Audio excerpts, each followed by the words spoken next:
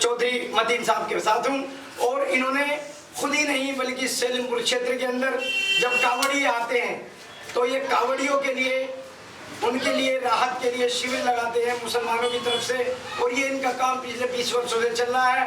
तो गंगा जमनी तहजीब के पर्याय हैं और जमहूरियत का जश्न मना 4 तारीख को दिल्ली में और कल 7 तारीख को जनता ने अपनी मोहर लगाई। अब मैं जिनके पास खड़ा हूँ उनका समाज सेवा और भारतीय राजनीति दिल्ली की राजनीति में हिंदू मुस्लिम एकता के लिए सद्भाव के लिए चर्चित और प्रतिष्ठित नाम है।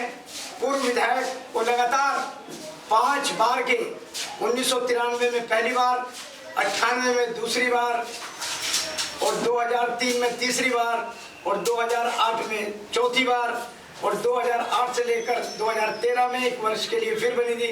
लगातार 5वीं बार के विधायक चौधरी मतीन साहब के साथ हूँ और इन्होंने खुद ही नहीं बल्कि सलेमपुर क्षेत्र के अंदर जब कांवड़ी आते हैं तो ये कांवड़ियों के लिए उनके लिए राहत के लिए शिविर लगाते हैं मुसलमानों की तरफ से और ये इनका काम पिछले 20 वर्षों से चल रहा है।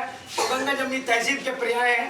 तो कल इनकी पुत्रवधू यहाँ से 15,000 वोटों से जीती है। तो मैं सीधा आपको चौधरी मतीन साहब के बारे में लिए चलता हूँ। चौधरी मतीन साहब, और जो कल चुनाव जीता है आपकी पुत्रवधू ने, उसके बारे में आप जनता को क्या कहेंगे? चुनाव जीतने के क्या कारण है?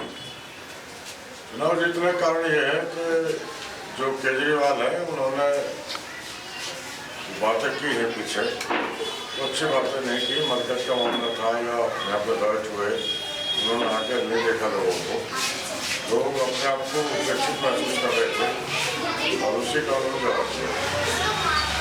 तो चो साहब का कहना है कि केजरीवाल की नकारा कार्यशैली के कारण जो है इनको जीता। लेकिन चो साहब जीत का अंतराल बहुत बड़ा रहा।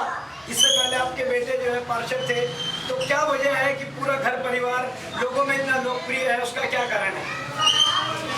बात यह है कि हम लोगों के लिए लड़ते हैं, गरीब हो, अमीर हो, हिंदू हो, मुसलमान हो, सिख हो, ईसाई हो, हमारे सामने जो आता है हमें उसके काम से कोशिश करते हैं उसका काम हो।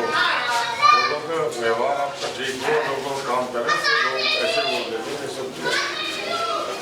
चौधरी मतीन साहब ने कहा कि निस्वार्थ खिदमत का मामला हो तो ऐसे करते हैं। लेकिन एक बहुत ही जटिल सवाल, क्योंकि कांग्रेस में आपकी भूमिका है, जनता दल से राजनीति शुरू होकर आज इस समय कांग्रेस में आप जिम्मेदार ओहदेदारान हैं, तो मैं कहूँगा कांग्रेस का गिरता हुआ ग्राफ, इसके बारे में आप क्या कहेंगे?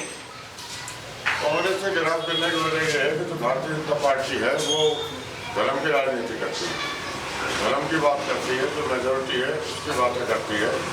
तो इसलिए वो चुनाव जीत रही है। कांग्रेस सबकी बात करती है, हिंदू मुसलमान सिख ईसाई गरीब कांग्रेस सबकी बात करती है और जो सबकी बात करती है इस टाइम वो कमजोर चल रहा है और धर्म की राजनीति चरम पर है।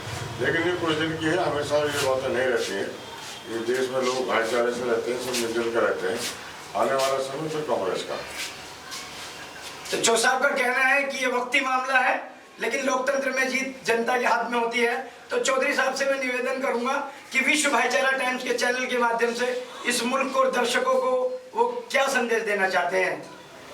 विश्व भाईचारा टाइम्स के जरिए मैं देश के लोगों से कहना चाहता हूँ कि हमें देश की तरक्की के लिए, भाईचारे के लिए काम करना चाहिए और जहाँ लोग शांति से रहते हैं, मिलजुल कर रहते हैं, भाईचारे से रहते हैं, वही मुल्क तरक्की करता है। हमारा हिंदुस्तान, हमारा देश दुनिया में सबसे अच्छा देश है।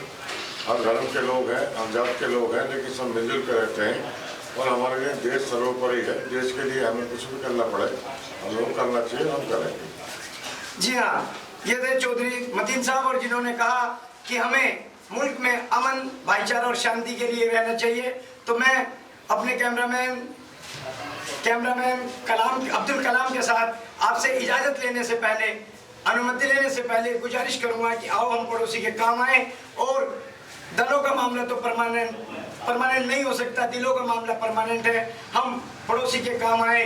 हिंदुस्तान जिंदाबाद, भारत माता की जय, हमारा नारा भाईचारा। जय हिंद।